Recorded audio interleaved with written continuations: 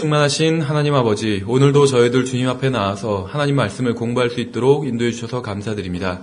주님, 저희들이 배우는 이 말씀을 통해서 저희들의 삶과 생각과 말과 행동이 모두 온전히 변화될 수 있도록 인도해 주시고, 이러한 모든 것들을 통해서 또 주님께서 영광 받으시기 원합니다. 지금은 시작하는 시간이오니 마치는 시간까지 주님께서 함께해 주시고 인도해 주시고 또 주님께서만 영광 받으시기 원합니다. 감사드리며 우리 주 예수 그리스도 이름으로 기도드렸습니다. 아멘. 예, 오늘은 지난 시간에 이어서 이 원본과 번역본 두 번째 시간을 하면서 이 챕터를 마치도록 하겠습니다. 예, 이 주제가 이제 킹제임스 성경에 대해서 잘 아시는 분, 비교적 아신 지가 오래된 분들에겐 또 익숙한 주제고 또 잘 아시는 주제인데, 또 이제 킹제임스 성경에 대해서 잘 모르는 분들에겐 굉장히 한편으로는 생소한 이야기일 수도 있다고 생각을 합니다. 그래서 우리가 지난번에 이제 원본과 번역본에 대해서 생각을 해보기 시작했는데요. 원본과 번역본에 대해서는 세 가지 생각이 있을 수가 있겠죠.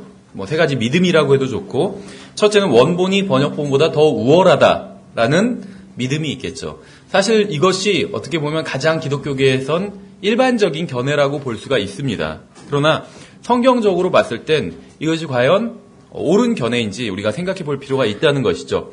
두 번째는 번역본과 원본의 권위는 동일하다라는 또 견해가 있을 수 있겠고, 세 번째는 이제 번역본이 원본보다 오히려 더 우월하다. 어떤 면에서 또 이런 견해가 있을 수가 있겠죠. 예, 그래서 우리가 이제 더 직접적으로 말한다면 여기서 이제 단순히 원본, 최초의 원본뿐만 아니라 TR이라는 이 수용 원문이라는 이 원문에 대해서도 좀 관계를 살펴보면, 킹제임스 성경이, 결론적으로 말씀드리면 킹제임스 성경이 이 원문보다, TR이라는 수용 원문이라는 이 원문보다 더 우수한 것이 사실입니다. 킹제임스 성경, 그러니까 보통 우리가 알고 있기를 킹제임스 성경이 수용 원문에서 나왔어요. 그러니까 수용 원문에서 킹제임스 성경이 나왔기 때문에 학자들은 대부분 수용 원문이 킹제임스 성경보다 더 우수하다, 이렇게 이야기를 합니다. 그런데 우리가 따져보면 킹제임스 성경이 더 우수합니다. 그건 왜 그런지 이제 뒷부분에서 보여드릴게요. 우수할 뿐만 아니라 TR이 바른 원문, 수용 원문이 바른 원문임에도 불구하고 오류가 있어요. 그 오류가 무엇인지에 대해서 뒷부분에서 말씀드리도록 하겠습니다. 먼저 원래 있던 것과 또 옮겨진 것, 이것에 대해서 성경은 무엇이라고 말씀하시고 있는지 살펴보도록 하겠습니다. 성경에서 원본 이런 말도 나오지 않고 번역본 이런 말도 나오지 않습니다. 그래서 성경에서 직접적으로 원본이 번역본보다 더 우수하다 이런 말도 없고, 반대로 번역본이 원본보다 더 우수하다 이런 말도 없어요, 성경에는.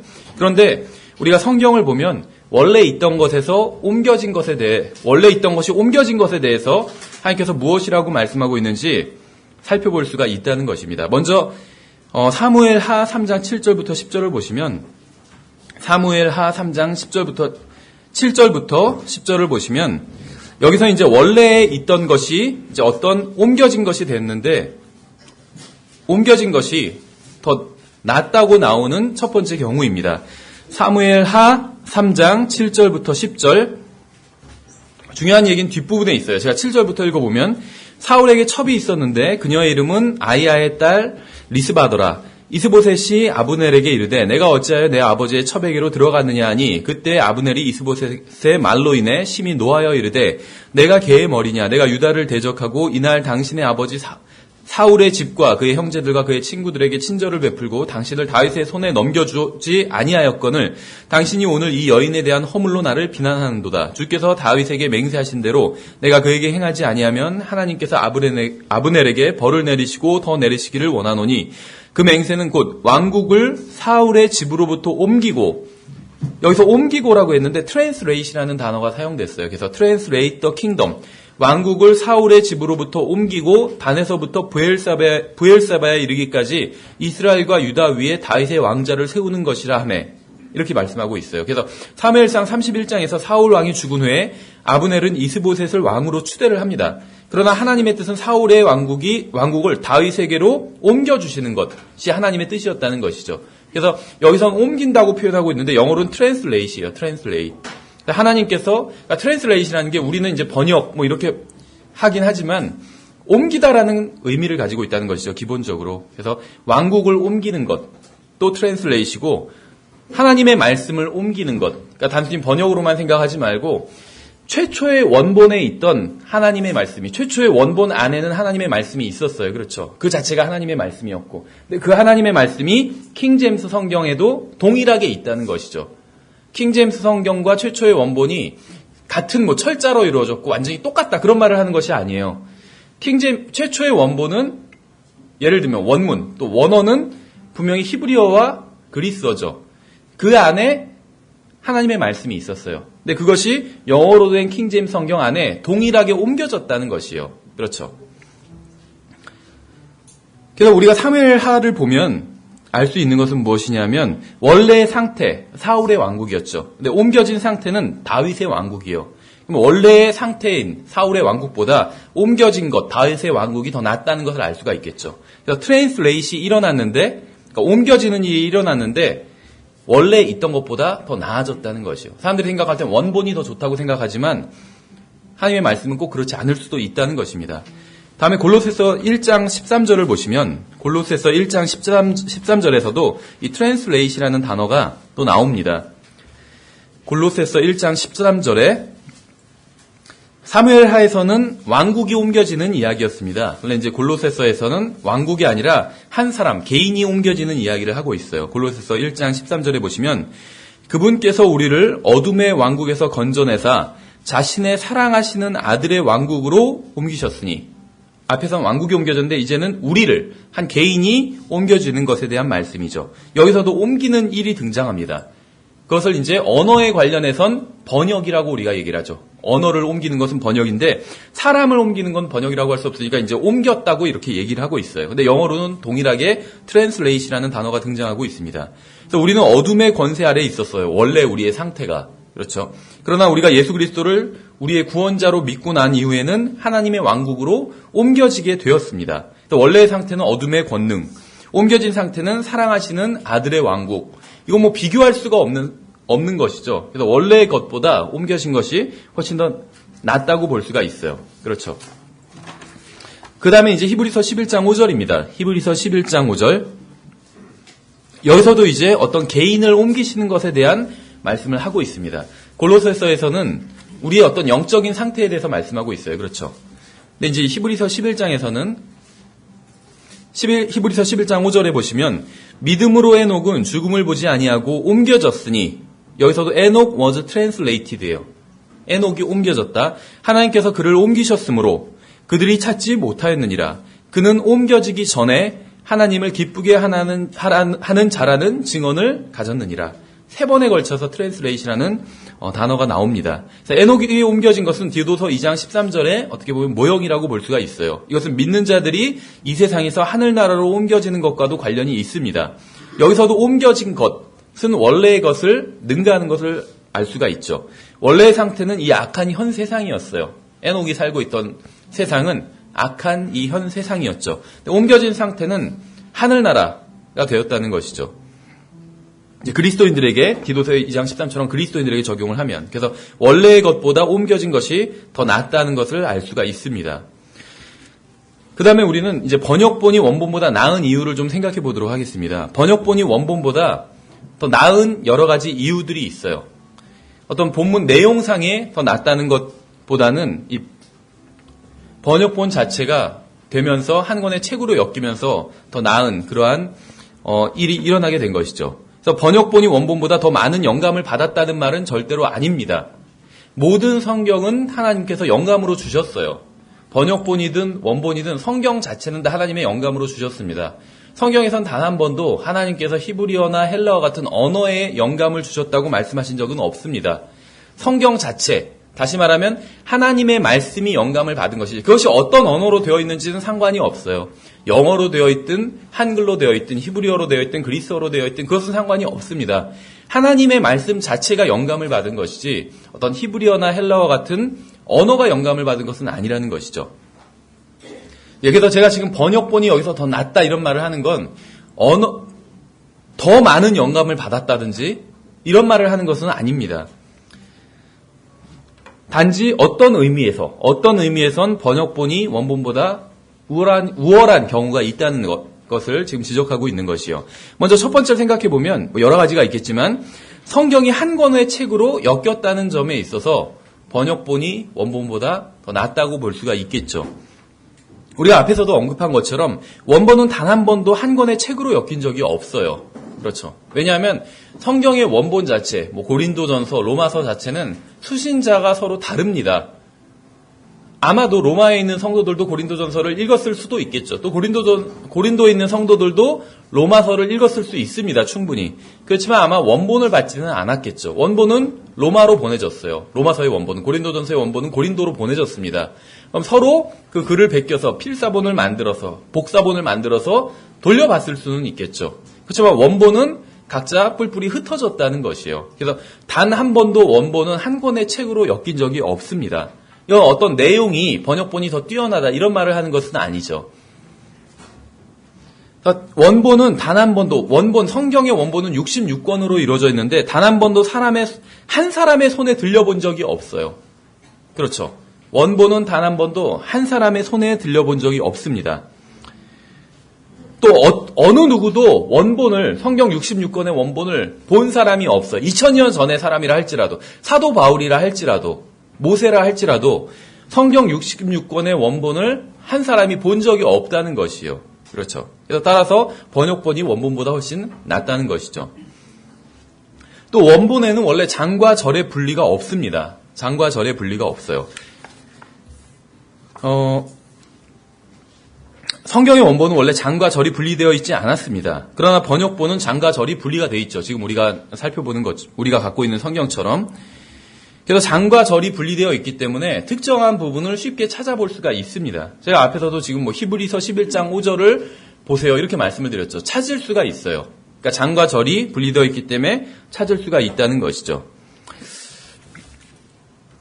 이 장과 절이 분리된 것은 일단 전해지는 이야기로는 장은 1250년경에 이제 휴고 추기경이라는 사람이 처음으로 성경의 장을 나눴다고 합니다. 그러니까 성경의 장을 처음 나눈 사람이 카톨릭의 추기경이다 하니까 이 장을 나눈 것은 잘못되었다. 또 이렇게 생각하는 사람들이 있어요. 카톨릭 추기경이 했다고 그래서. 그러니까 누가 했는지가 중요한 것은 아니죠. 그것이 성경적인가 아닌가가 먼저 고려사항이 되어야지 누가 했는지가 중요한 것은 아니에요. 그렇죠. 누가 했다 할지라도 그것이 성경적이라면, 나쁜 사람이 했다 할지라도 성경적이라면 훌륭한 일인 것이고, 좋은 사람이 했다 할지라도 비성경적이라면 그것은 잘못된 것이죠. 심지어 나귀가 말을 했다 할지라도 그것이 하나님의 말씀과 일치한다면 그것은 하나님의 말씀인 거예요. 그렇죠. 그런 적이 있었잖아요. 나귀가 하나님의 말씀을 한 적이 있었죠. 나귀가 했느냐 안 했느냐 사실 그것이 중요한 것이 아닙니다. 그렇죠. 그래서 이 성경의 장 구분은 휴고 추기경이라는 사람이 1250년에 최초로 구분하기 시작했지만 그럼에도 불구하고 성경적인 근거를 가지고 있습니다. 생각해보세요. 시편은 각각 하나의 노래로 처음부터 나뉘어져 있었어요. 이것을 우리가 이제 시편은 편이라고 부르지만 하나의 챕터, 장인 것이죠. 장. 그래서 사도 바울도 시편 둘째 편을 인용하고 있어요. 사도행전 13장 33절에서 시편 둘째 편이라고 하면서. 그러니까 성경의 장이 나눠져 있는 것이 성경적이라는 것이죠. 예레미야 애가 같은 경우도 5부분으로 나눠져 있습니다. 한 장 빼고는 모든 장이 22개의 절로 동일하게 이루어져 있어요. 히브리어 알파벳이 22개죠. 그래서 22개의 절로 이루어져 있는 것이에요. 그래서 성경의 장들은 평균적으로 22개의 절로 이루어져 있어요. 성경의 장들. 장과 절 서로 나눠보면 평균적으로 22개의 절로 이루어져 있다는 것이죠. 근데 성경 전체를 장과 절로 나눈 것은 킹제임스 성경이 최초가 아닙니다. 성경 전체를 장과 절로 나눈 것은 이제 제네바 성경이에요.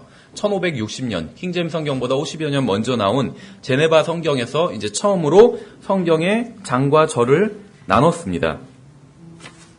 여기에 대해서 이제 좀 다른 의견도 있는데 그냥 일반적으로는 지금 제가 말씀드린 게 맞다고 보시면 됩니다. 대부분의 어떤 성경의 어떤 장절에 관한 정보를 담고 있는 책에선 지금 대부분은 이렇게 얘기하고 있어요. 어떤 책에서는 좀 다른 얘기를 하는 경우도 있는데 약간 좀 신빙성이 떨어지는 것 같아요. 어쨌든지 간에 성경의 장을 처음 낳은 사람은 1250년의 추기경이었지만 그것은 그 사람이 나누긴 했지만 지극히 성경적인 일이었다는 것이죠. 그렇죠. 그리고 성경의 절까지도 처음 나눈 것은 이제 1560년에 제네바 성경이었습니다. 근데 성경의 이 절은 인용하고 암기하기에 적당한 길이로 나뉘어져 있어요. 그래서 지금 성경의 절들을 나눴는데 이것이 성경적으로 봐도 전혀 무리가 없고 오히려 성경적이란 것이에요.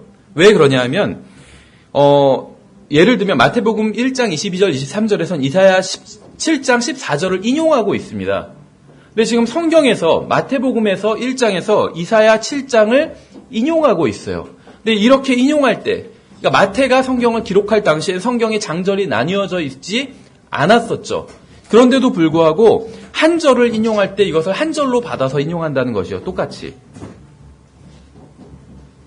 그래서 이사야서 7장 14절을 마태복음에서도 한 절로 받아서 인용하고 있다는 것입니다. 그래서 성경의 어떤 장절을 나눈 것은 뒤에 후대의 사람들이 나눴지만 이것은 이제 지극히 성경적이라는 것을 알 수가 있어요.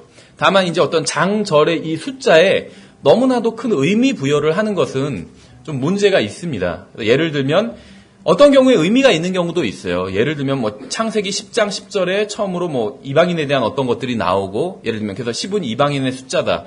그래서 어떤 성경의 장절을 가지고 의미 부여를 하는 경우가 있습니다. 그래서 우리가 이제 이 성경에 대한 공부가 끝나고 그 다음에는 성경의 어떤 해석에 대한 공부를 할 겁니다. 그리고 성경의 해석에 대한 공부가 끝나고 그 다음에 이제 그 해석을 적용해야 되겠죠. 그래서 각자 이제 성경의 어떤 핵심적인 교리들에 대해서 공부를 할 것입니다. 나중에 성경의 해석에 대해서 공부할 때 우리가 자세히 살펴볼 건데 어떤 성경에 나오는 숫자에 의미 부여하는 것, 특히 장절에 의미 부여하는 것은 성경에서 어떤 성경에 나온 평이한 구절들이 말씀하시는 것과 일치하는 경우에만 의미 부여를 할 수가 있어요. 그 외에 성경에서 말씀하시는 것과 일치하지 않는 경우에 특히 모순을 일으키는 경우도 있습니다. 그때는 성경에 나온 어떤 이 장절에 나온 숫자를 가지고 의미 부여하는 것. 예를 들면 그게 무슨 말이냐면 10절에 있으니까 이건 이방인들에 대한 것이다. 이렇게 식으로 해석하는 거예요. 이것은 무리가 있다는 것이죠. 왜냐하면 성경의 장절은 처음에 성경에 들어있는 것은 아니었기 때문에 이것은 후대의 사람들이 나눈 것이 분명합니다. 그럼에도 불구하고 후대의 사람들이 나왔지만 충분히 성경적이라는 것이에요. 이렇게 나눈 것 자체는 잘못된 행위는 아니라는 것이죠. 여기서 성경 어떤 번역본이 원본보다 나은 5가지 이유. 첫 번째는 성경이 한 권의 책으로 번역본은 엮였어요. 성경 원본은 한 번도 한 권의 책으로 엮인 적이 없죠. 두 번째는 번역본은 장과 절이 분리가 됐습니다. 성경 원본은 장과 절이 분리되어 있지 않아요. 세 번째는 당연한 얘기겠지만 좋은 상태로 제작이 된다는 것. 지금 우리가 가지고 있는 번역본들은 다 원본보다 훨씬 더 좋은 상태입니다. 우리가 처음에 살펴봤던 것처럼 원본은 질이 좋지 않은 종이였어요. 그렇죠. 파피루스라는 이건 사실 엄격하게 말하면 종이도 아니죠. 굉장히 종이와 같은 것인데 질이 좋지 않은 그러한 종이었습니다. 근데 지금 우리가 가지고 있는 성경은 굉장히 질이 좋은 종이잖아요. 그렇죠. 그래서 성경의 원본은 신약 성경의 경우 대부분 값싼 파피루스에 기록이 되었습니다. 구약 성경은 조금 낫다고 볼 수가 있어요. 양피지에 기록된 경우가 많았기 때문에. 그래서 오늘날 우리가 가지고 있는 성경과는 비교할 수 없이 질이 현저히 떨어진다는 것이에요. 그래서 오늘날 우리가 가지고 있는 성경은 원본보다 훨씬 더 좋은 종이와 잉크와 제본과 가죽으로 제작이 된 것입니다. 그래서 따라서 번역본이 원본보다 더 낫다는 것이죠. 더 많은 영감을 받았다 이런 얘기는 아니죠. 그냥 장점을 말하고 있는 것이요. 모르겠어요. 지금 흠정형 성경도 저도 좀 더 작은 성경이 나왔으면 하고 이렇게 생각할 때가 있는데 지금 우리가 가지고 있는 한영대형 흠정형 성경도 우리가 생각하기에는 큰 것이지만 최초의 원본을 생각해 보세요. 그 원본 꾸러미들을 만약에 다 한 대 모을 수 있다 손 치더라도 그것을 갖고 다닌다고 생각해 보세요. 거의 갖고 다니기가 힘들었을 거예요. 그렇죠. 어떤 짐승, 나귀 위에 싣고 다니지 않는 이상은 가지고 다니기가 힘들었을 겁니다. 예, 그 다음에 번역본이 원본보다 나은 네 번째 이유는 언어가 뛰어나다는 점을 들 수가 있어요. 그래서 성경의 원어인 그리스어나 히브리어보다 번역본의 언어인 영어가 더 뛰어나다는 것입니다. 영어는 가장 많은 사람들의 모국어는 아니에요. 그렇지만 가장 넓은 곳에서 많은 사람들이 사용하는 언어입니다. 전 세계에서 가장 많은 사람들이 사용하는 모국어는 영어가 아니라 중국어입니다. 중국어. 근데 중국어는 중국이라는 지방에서만 사용되고 있어요. 특정한 지역에서만. 근데 영어는 가장 많은 사람들의 모국어는 아니지만 가장 많은 사람들이 이해할 수 있는 언어입니다.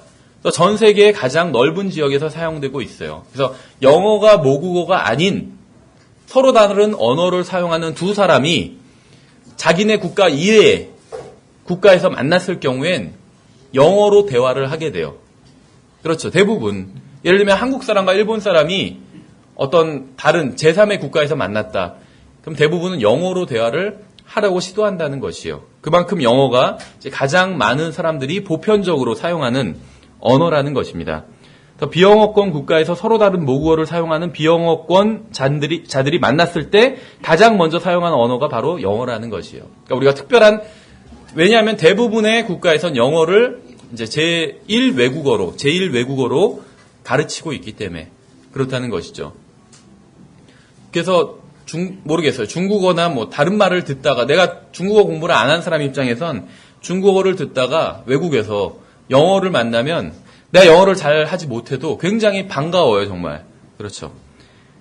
예, 그래서 영어는 가장 많은 사람들이 이해할 수 있는 언어라는 것이죠. 이게 장점이라는 것입니다. 그래서 따라서 영어로 번역된 이 번역본이 원본보다 더 낫다는 것이요. 원본을 우리가 가지고 있다 할지라도 그것을 우리가 이해할 수는 없기 때문에. 예, 그 다음에 이제 마지막으로 5번째, 번역본이 원본보다 더 나은 5번째 이유는 더 많은 복사본이 있기 때문에 낫다는 것입니다. 성경은 66권의 책으로 이루어져 있어요. 각 책의 원본을 소유한 사람은 단 한 사람밖에 없었습니다. 그렇죠. 원본이 하나뿐이 없기 때문에 그 각 책 66권의 원본을 소유한 사람은 한 사람밖에 없었어요. 게다가 그 사람들도 우리가 가지고 있는 것처럼 성경 전체의 원본을 소유하고 있는 것이 아니었죠. 앞에서도 언급한 것처럼 성경 전체의 원본은 한 권의 책으로 묶인 적이 없고, 따라서 성경 전체의 원본을 소유했던 사람은 존재하지 않습니다. 그러나 오늘날 대부분의 그리스도인들은 한 권 이상의 성경을 가지고 있습니다. 보통 서너 권의 성경을 가지고 있는 경우도 흔하다는 것이죠. 게다가 번역본은 사이즈도 다양하죠. 글자 크기도 다양합니다. 수백만, 수억의 사람들이 성경, 이 번역본을 가지고 있습니다. 그래서 번역본이 원본보다 낫다라고 할 수가 있겠죠. 어떤 내용이 더 낫다는 이야기는 아니에요. 지금 저희가 살펴본 것은, 그렇죠, 내용 외적인 것에 있어서 훨씬 더 낫다는 것이죠. 그런데 이 내용 외적인 것이 굉장히 중요합니다. 아무리 원본이 내용이 훌륭하다 할지라도 그것이 존재하지 않는 이상 의미는 전혀 없다는 것이죠. 그렇죠. 예, 세 번째 이제 원문주의자에 대해서 좀 살펴보도록 하겠습니다. 이것이 아마 그 원본주의자 뭐 이렇게 된 프린트물에는 돼 있을 텐데, 원문주의자예요. 원문주의자. 왜 이제 원문주의자에 대한 이야기가 나오냐면, 보통 이제 원문주의자들도 다 원본을 추종합니다. 원본주의자라고 볼 수도 있어요. 근데 원본 자체는 존재하지 않습니다. 그래서 처음에 말씀드렸던 것처럼 원본이 있고, 성경의 원본, 그것을 베껴 쓴 복사본이 있죠. 근데 원본은 당연히 완벽합니다. 완벽해요. 이 필사본도 원본을 그대로 베껴 썼다는 전제 하에서는 완벽합니다. 근데 왜 제가 전제 하에서는 이런 말씀을 드리냐면, 지금 필사본이 모르겠어요. 과거 10여 년 전의 책에는 이제 5,200개의 필사본이 있다. 신약성경의 경우에 5,200개의 필사본이 있다. 이렇게 나오는데, 최근의 책들은 5,700개라고 나오더라고요. 그래서 숫자에 대해서는 뭐 너무 민감해하지 마시고, 어쨌든지 간에 5,700개라 친다 할지라도 5,700개의 신약성경 필사본이 있어요. 신약성경 필사본. 그런데 그 5,700개의 필사본 중에 완벽한 필사본은 하나도 없어요. 그러니까 원본은 완벽하죠. 원본을 제대로 베껴 썼다면 그 필사본도, 복사본도 완벽합니다. 그런데 그 원본을 베껴 쓰고 그 베껴 쓴 걸 또다시 베껴 쓴 이 필사본들이 5,700개나 있지만 완벽한 거는 존재하지 않는다는 것이요. 바른 것은 존재합니다. 그러나 완벽한 것은 존재하지 않아요. 무슨 차이인지 아시겠죠? 킹제임스 성경에 지금 제가 가지고 있는 건 신약 성경이 다 담겨져 있습니다. 그렇죠. 근데 만약에 여기서 훼손됐어요. 찢어졌다든지, 그러면 제가 가지고 있는 이 킹제임스 성경은 바른 킹제임스 성경이에요. 그렇죠. 바르게 번역됐기 때문에. 근데 이게 훼손됐다면 완벽한 것은 아니에요. 그 훼손된 부분에 있어서. 제가 드리는 말씀이 바로 이것이에요. 대부분의 필사본들은 바른 필사본들입니다. 또 킹제임스 5,000개 이상의 필사본들이 바른 필사본들이고, 킹제임스 성경과 일치하는, 지지하는 필사본들이에요. 그렇지만 그 필사본들의 문제는 완벽하지는 않다는 것이요. 왜냐하면 훼손된 부분이 있기 때문에.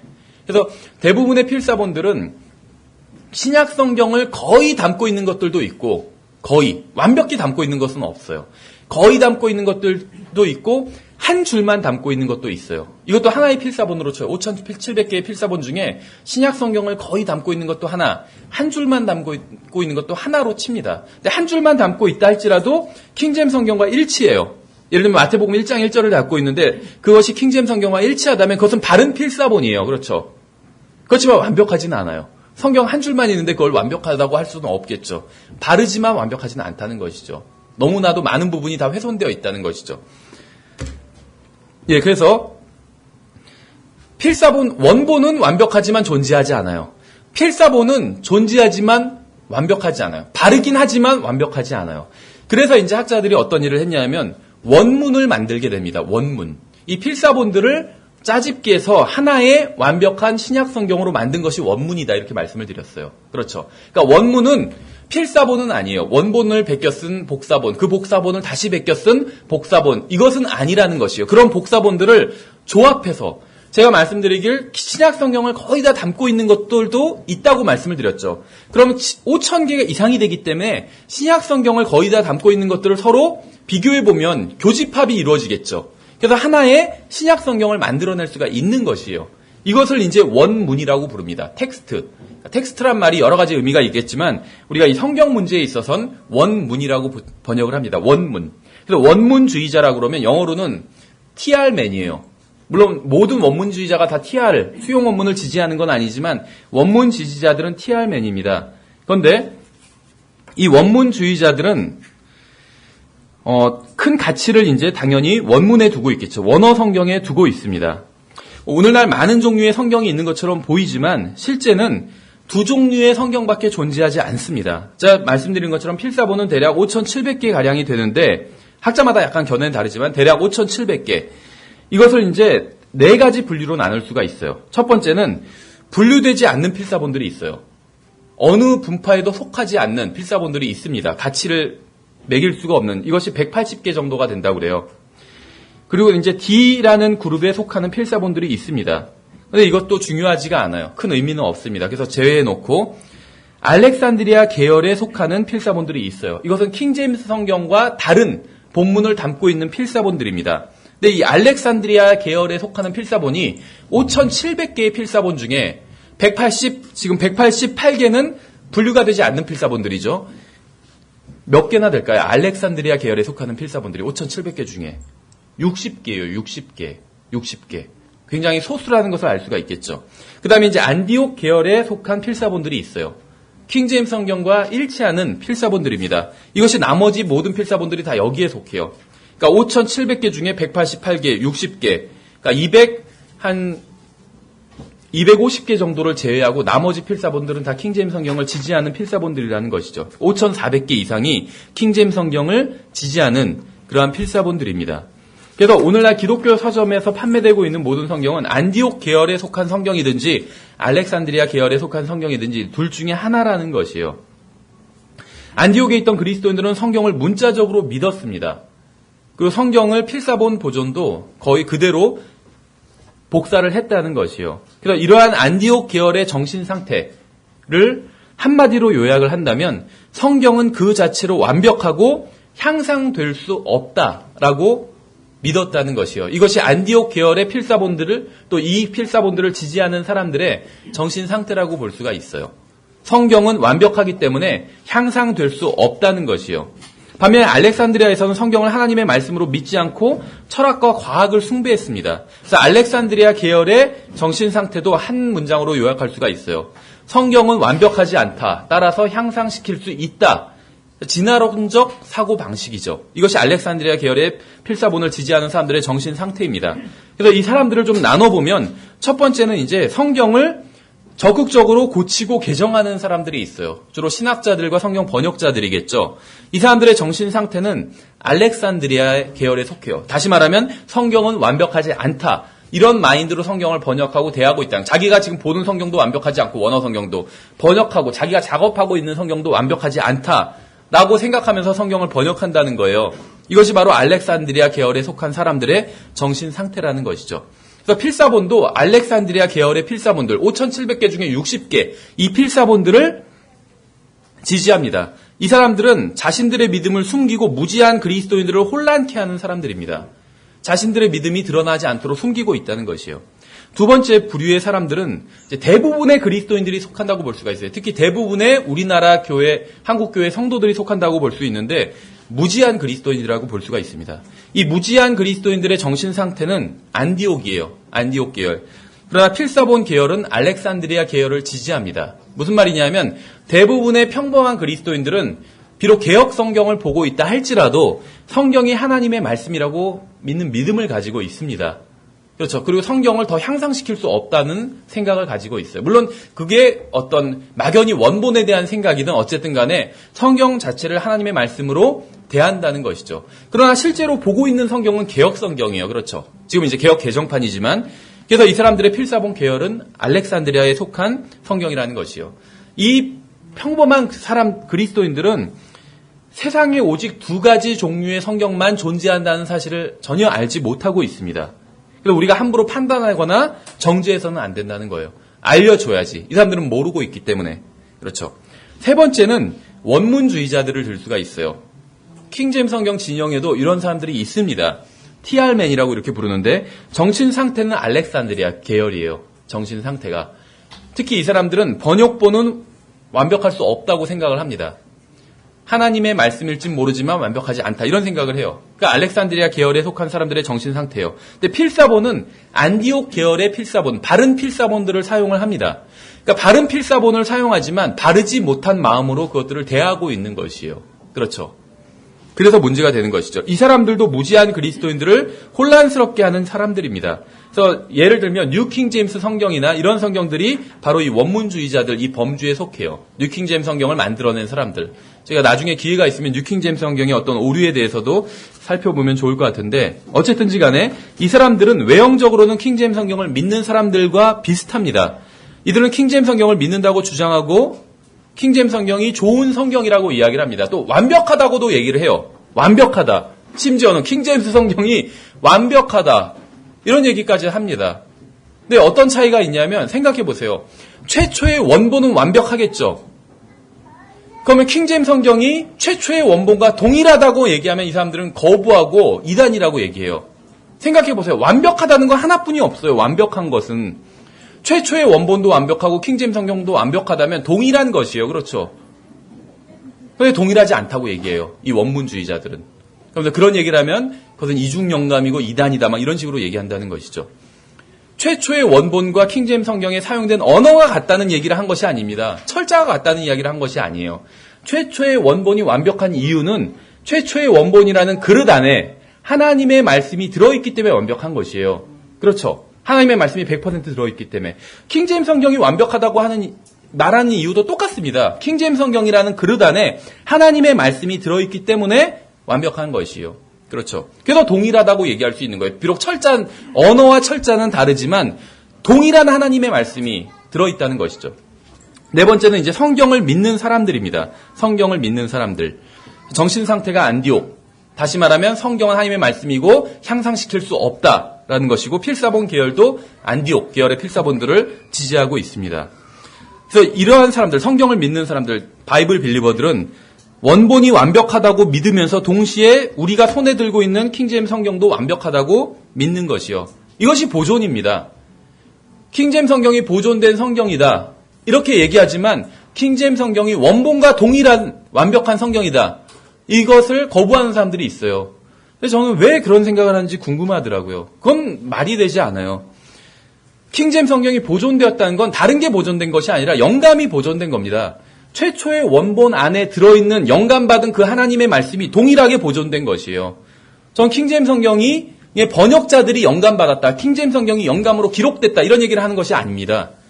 그런 말은 성경에 없어요. 성경에선 모든 성경은 하나님께서 영감으로 주셨다. 이 말만 있습니다. 성경엔. 그렇죠. 킹제임스 성경도 성경이에요. 그래서 영감으로 주신 것이라는 것이죠.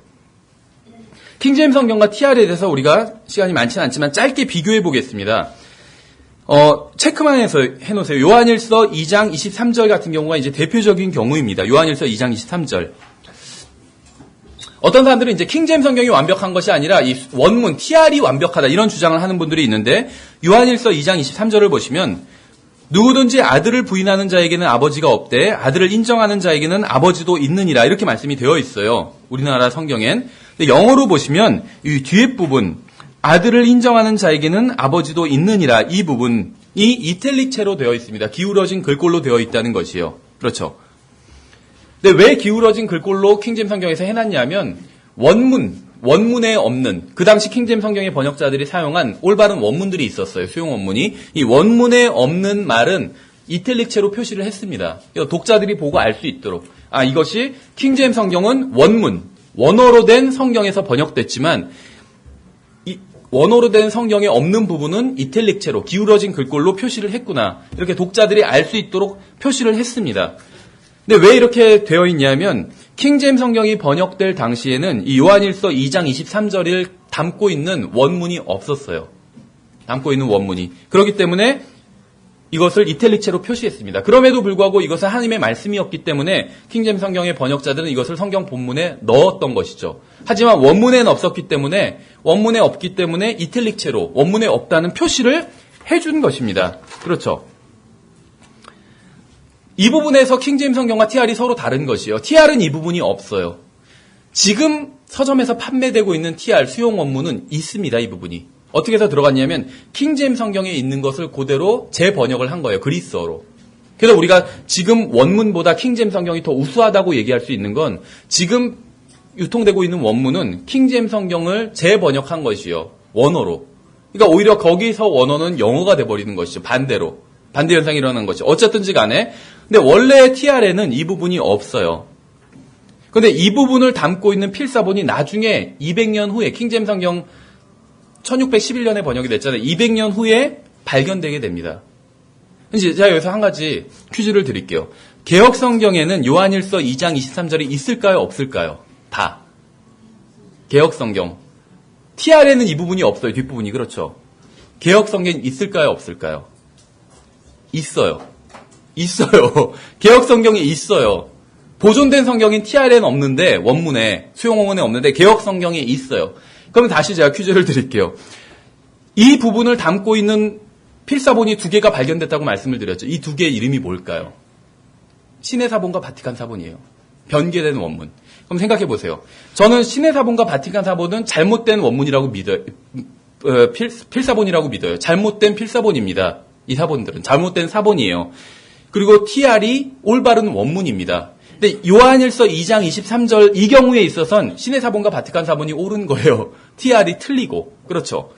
킹제임 성경은 이 부분이 원래 성경에 있다는 걸 알았기 때문에 이 부분을 포함하고 있다는 것이죠. 그러니까 TR은 수용 원문은 뛰어난 원문이기는 하지만 완벽하지는 않아요. 킹제임 성경은 완벽하다는 것이요. TR은 바른 원문이에요. 완벽하죠. 제가 처음에 말씀을 드렸죠. 성경에서 한 장을 찢으면 바른 성경이에요. 그럼에도 불구하고. 그렇지만 완벽하진 않아요. 왜냐하면 한 장 찢겨져 있기 때문에. TR이 그렇다는 것이요. 바른 원문이지만 완벽하진 않아요. 근데 킹제임 성경은 바른 성경일 뿐만 아니라 완벽하다는 것이죠. 최초의 원본과 마찬가지로. 그래서 저는 킹제임스 성경이 영감으로 기록되었다. 킹제임 성경의 번역자들이 영감을 받았다. 지금 이런 얘기는 한 적이 없어요. 그런 말은 성경에 없어요. 다만 하나님께서는 성경을 영감으로 주셨다고 말씀하고 있습니다. 하나님의 말씀을 영감으로 주셨다는 것이요. 최초의 원본을 주실 때. 근데 하나님께서는 그 하나님의 말씀, 최초의 원본이라는 그릇에 담아주셨던 하나님의 말씀을 킹제임스 성경이라는 그릇에 다시 옮겨 담아주신 것이요. 그래서 킹제임스 성경에도 영감이 있다는 것이죠.